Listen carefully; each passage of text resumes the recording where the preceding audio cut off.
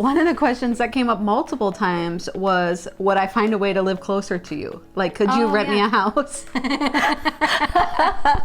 And actually, this last time we were at Mom and Dad's, there is a beautiful piece of land right between your house and their house, which is, what, a mile apart, you guys? And we actually were having the conversation, not move permanently. It just wouldn't work that way. But we were like, okay, if the farmland would if renting it could help cover the cost of it, would we put a camper out there? And in the summers, we could come be closer. And I'm just trying to envision you camping. I know, that's another question. Like, would you camp, garden, and some of these things that Dawn's really into. We have some great twin questions, like about, hey, do you guys ever fight? Like, what is this like? And a good speed round for the end. So why don't you see me camping? I can barely keep it straight. That was pretty good. I think we have different interests, which is fine. It's always amazing to me how we can be genetically identical. Yeah. We literally have the same DNA and be so different, but in such great ways. But I think, like, your camper has air conditioning, it has a shower. Yeah, you're just still in, like, tight quarters, and the shower's not big, it's just, you're still kind of I would like to think, when the kids get older, this is something that we would, because I loved camping growing up. Yeah. I love once you get there. Yeah. The packing, all of that ahead of time, cleaning everything out. Is a little tedious. Yeah. But when you get there and you get around the campfire and you're, and you're making hash browns in the morning on the griddle, like, that part I love. Yeah, and I think, Tom and I were actually just talking about this, like, being able to stay at Airbnbs has actually really changed the travel scene, because it used to be you either camped or you hoteled it. I mean, there are some cabins you could rent, but that's, and so to have the ability to go stay somewhere. You see what she just did there? I'm not trying. I'm just not encouraging him. She just said, you guys can stay in an Airbnb and then we'll come to the campground with us. That's probably pretty realistic. Yeah, okay. But it's fine. If you want to camp, you camp. Like, it's a lifestyle, right? Camping is like a big commitment. You need the vehicle, the camper, all the things. Yeah. So I just don't see you guys necessarily doing that, but it's fine. Yeah. And I mean, one of the questions is like, what's the most fun and enjoyable thing about being a twin? And then how are you guys the most different? That's probably our biggest difference now. Like, I just care a little bit more about comfort, appearances. You've seen how you perceive me is super important to me. Makeup routine. Yeah, like SPF. Lashes. Yeah, which is fine. Yeah, and for you, you've just maintained a little bit more. I'm not going to choose a word. You choose a word. Like, that's dangerous. Like, you choose a word. I think what's fun is we're going to be 40 this fall, and I feel like we both are just very good, very comfortable in our own skin. Like, you do you, like, you love spending a little more time on your hair and makeup or investing a little more and, like, all that, and I'm, like, so good where I'm at. And we can both totally be okay. It doesn't mean you don't buy me makeup sometimes and ask me for updates on my skincare routine. I have not bought you makeup in years. Since Christmas, but it's fine. Not last Christmas, though. Yeah. Not this past Christmas, like a year and a half. Yeah. Right? Anyways. Okay. Okay. Yeah. But it's good. I did buy you. I did buy you makeup. but you liked it. It was great. Yeah. It was fine. It was natural. Yeah. Okay.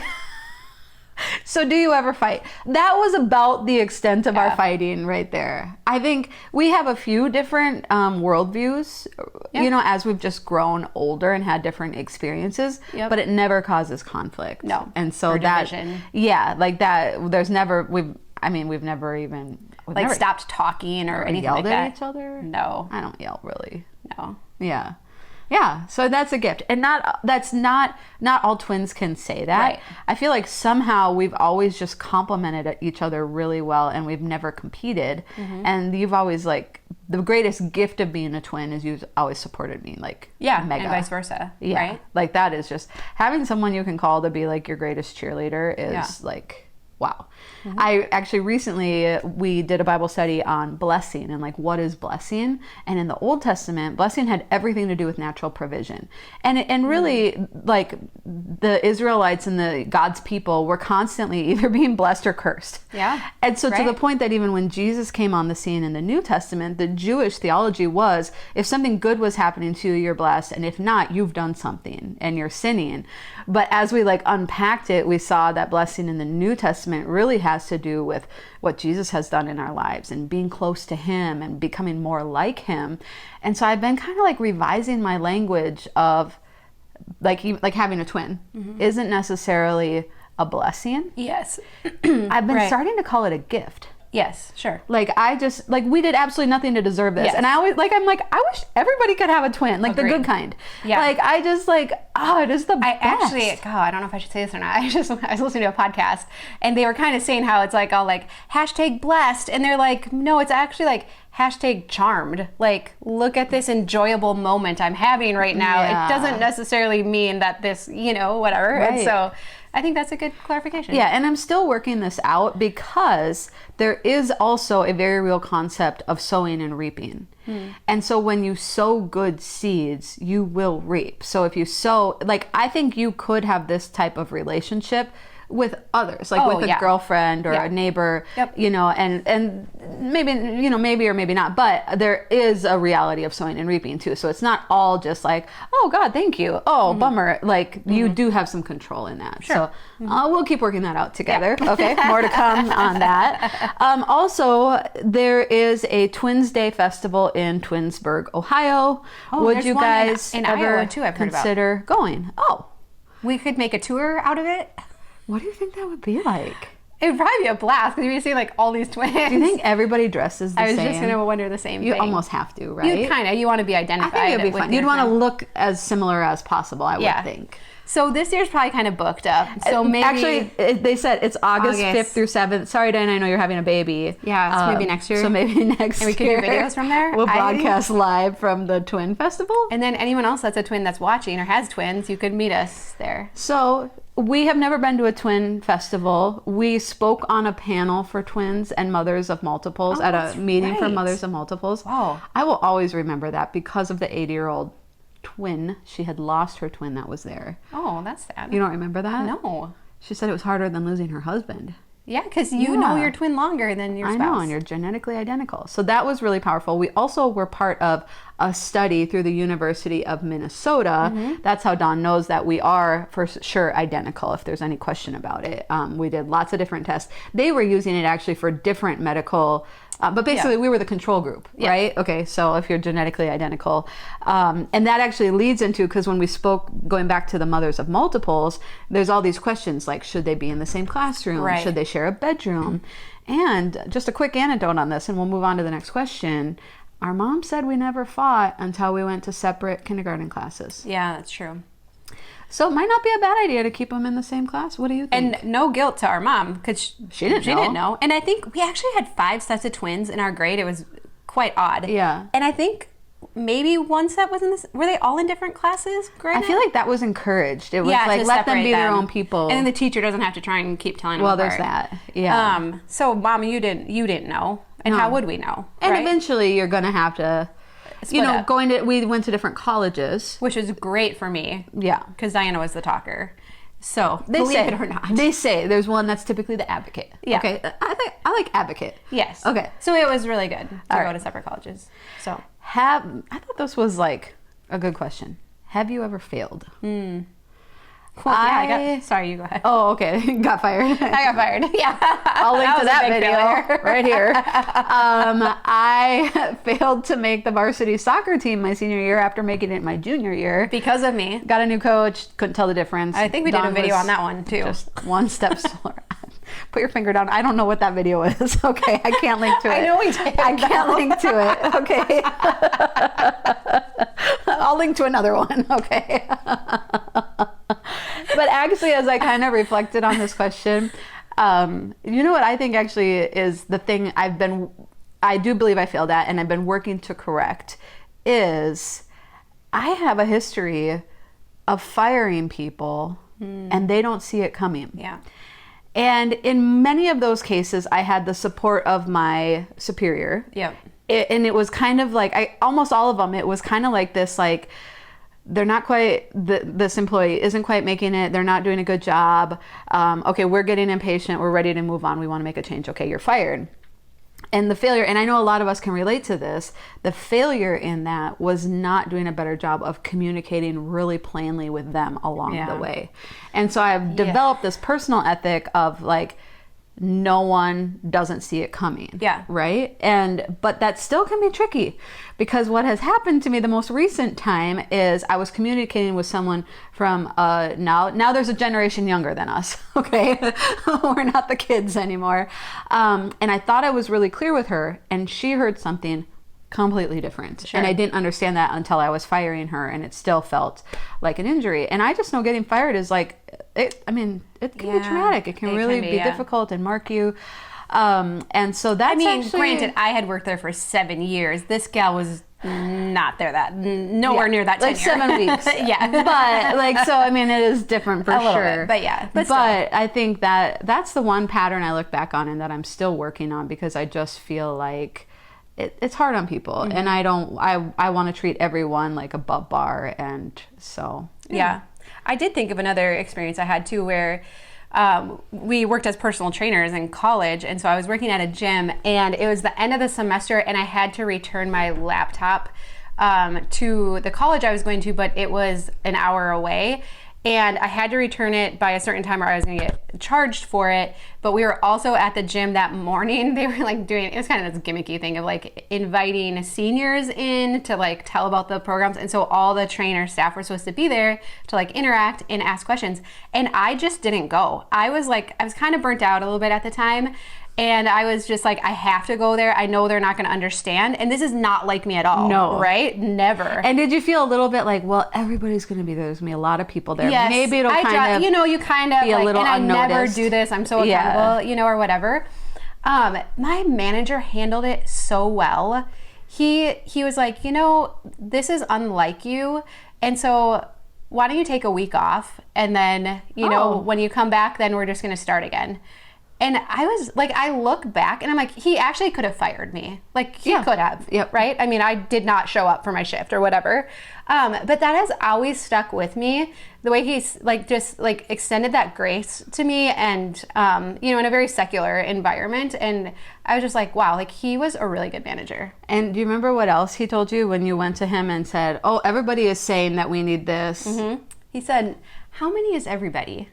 And I was like, ooh, that's a good one. Because it was like 4 or 5, me too. And I often think about that too. And a lot of times it's 1 or 2. Oh, and that helps me not to make decisions based on, and when we worked in radio, we called that the vocal minority. Mm-hmm. Because you hear that 1 or 2 people you hear from, and you're like, is it everybody? Yeah, they're like, stop playing I Can Only Imagine. And then it's like the #1 song forever and ever, right? You're like, ooh, good thing we didn't follow that advice. We actually got multiple questions of when are you coming to England? Oh, doesn't that sound lovely? So we'll do the Twin Festival, and then from there we'll fly out to Europe. I think that would be a blast. Done. Okay. You keep having kids. Like that's kind of like, we're in this stage now. We're like, hey, let's just pick up and go. So okay. I'm not saying never. Babies travel well. I mean, when they're young. Okay. Diana is gardening something that you will get into or that you're into as well. I say right now I'm growing kids. Like we're in, like it's intense. However, I do have some lovely flowers outside my house for the first time. Yeah. Thanks to you and Mom, picked them up for me. I did replant them, nearly killed them.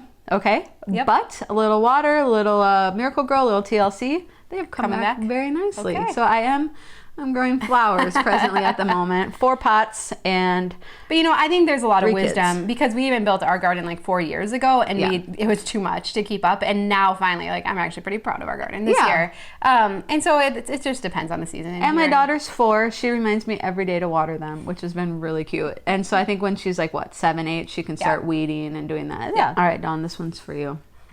Organizing. How do you feel about using containers to organize the refrigerator, cupboards, etc.? Do you see it as helpful or more inventory and clutter? Yeah, I think it might depend on, the fridge is tricky. It depends on your fridge because our old fridge, I put containers in. It was a game changer. Our new fridge, we don't need it so much. You have more drawers in there? Yeah, and it's just, I don't like difficult our new fridge. to explain. Okay. And then my friend Cindy, she was like, I saw your video. I got containers for it. I hate the containers. I took them out and used them in the pantry instead. And so it kind of depends what the problem is with your fridge right now. I like that things don't get stuck in the back. I like having a produce container. You just pull the whole thing out. Like, what do we got to use up tonight? And cupboards, absolutely 1000%. It contains things. You don't lose stuff in the back. You can pull the whole thing out, see what's in there. Yes, I think it's very valuable. And related to this, there was another question that was like, and I think it's fun that we're in the bedroom, was like, basically I have my bed, my bedside tables, and a dresser. Is there any other storage that you allow or need in the bedroom? And you guys, obviously your bedroom is very simple, it's small. But some people might have a bookshelf or something if you keep books or anything in there, but I don't think. What do you do with your extra bedding, like in the summer? Or is it pretty consistent year round? It's pretty consistent. So, one set of sheets, right? You don't have extra sheets. Yeah, one set of sheets. And even my cribs are like that. And so if there's an accident or something, you just got to whip that through the, the wash. I mean, I did hear a tip the other day that said do the mattress protector, the waterproof thing, waterproof thing, sheet, so you can strip it off, wash it. That's too much for me to manage. We haven't needed it. Yeah, so it's really like what's right for you. I noticed on one of my old videos where we just said, we have one set of dishes. Someone commented and said, I'm sorry, that's just way too far. And I'm like, okay, so for them that might be too far. But if you're just still feeling like it's still too much, keep paring down until it feels more manageable. Exactly. Or keep putting stuff into hibernation, or what do we call it? Time will tell. Until you like really need it. You're like, okay, no, I'm always going back now for that. Or there's ways to kind of judge that without permanently getting rid of things. Totally. If you were going on vacation with no kids, just your husband, where would you go? Would you sit by a beach or a pool, or would you be going on lots of tours and sightseeing? See, this is the tricky one, because I would go with you in Princeton to Mexico to the beach. We'd do some things, but we'd also just do a lot of sitting by the water. Yeah. And Tom is just like, nah. He's dad. Like, let's go do adventure. I don't know. See things. Yeah. He'd be fine going to Florida, which Florida is very lovely, but it's not the same as like a tropical destination. Well, and for us, so I shared that we got certified in scuba diving on our honeymoon, right? And that is very much my husband. He was like, let's go. Like, what are we going to do? So he and Tom would vacation really well, along with our dad. They would be out doing adventures all day. I have been pregnant.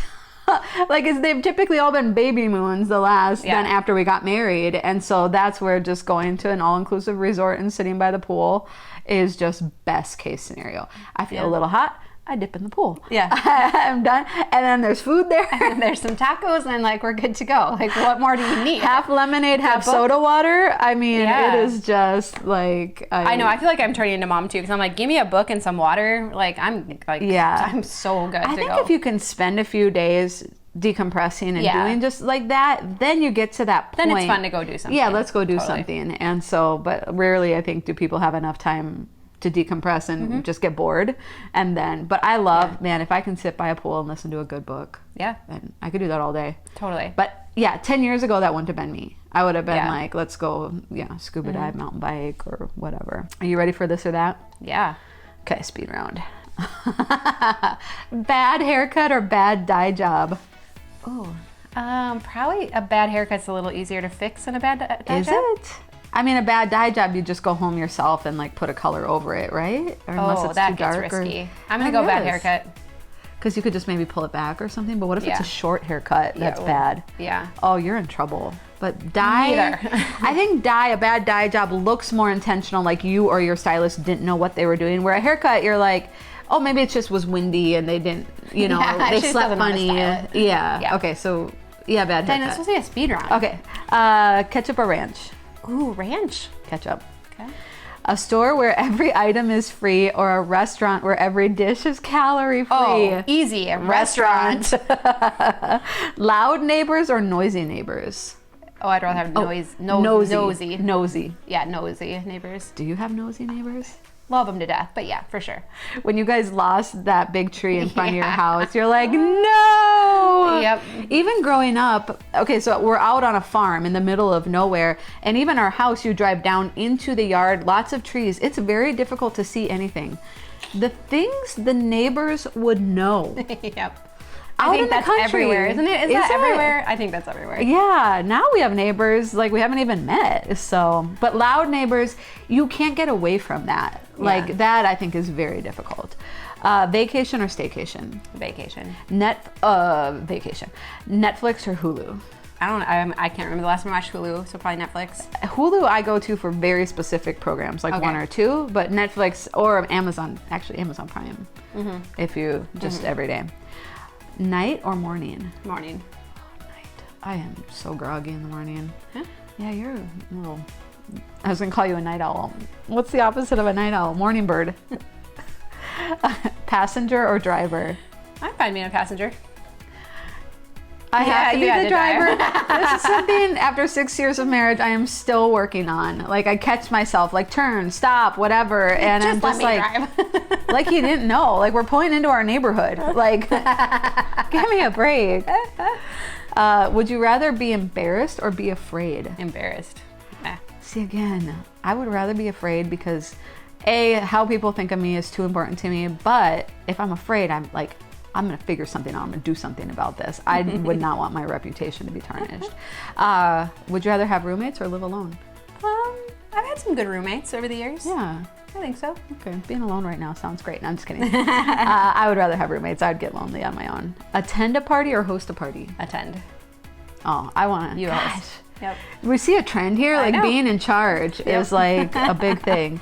Lose sleep or skip a meal? Skip a meal. Huh. Gosh, they both just are so important to me. Favorite thing about your twin sister? I love Speed. I love that your goal is to like reach as many people as possible with the message of the love of Christ. Like, so I think that's really admirable. Okay, thanks. I love your good looks.